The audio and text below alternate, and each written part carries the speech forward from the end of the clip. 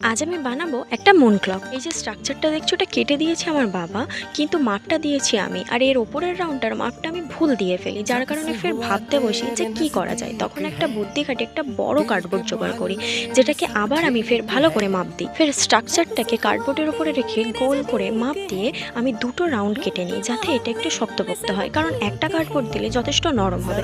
সে কারণে আমি দুটো রাউন্ড কেটে নিয়ে একটার সঙ্গে আরেকটা ভালোভাবে অ্যাটাচ করে দিই। শেষ করুন, এটা বানাতে গিয়ে আমার চাঁদে যাওয়ার থেকেও বেশি ঝামেলা পোহাতে হয়েছে, কিন্তু আমি যখন একবার ভেবেছি যে এটা বানাবো, তো আমি বানিয়েই ছাড়বো।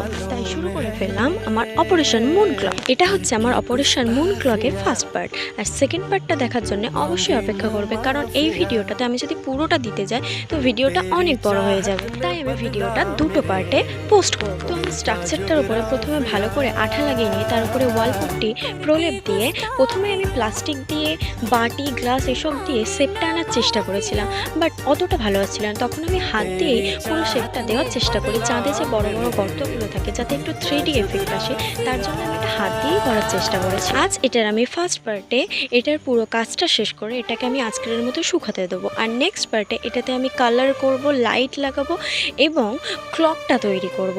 তো তোমরা কিন্তু নেক্সট পার্টের জন্য অবশ্যই অপেক্ষা করো, আর কমেন্ট করে জানিও যে তোমাদের এই ভিডিওটা কেমন লেগেছে। আমি রাউন্ডটাকে এটার উপরে ভালো করে আঠা দিয়ে অ্যাটাচ করে নিয়ে ওয়ালপুট্টির প্রলেপ দিয়ে দিলাম, যাতে এটা একটু শক্ত হয়। তো ফাইনাল লুক দেখতে আমার চ্যানেলটাকে অবশ্যই সাবস্ক্রাইব করে রেখো।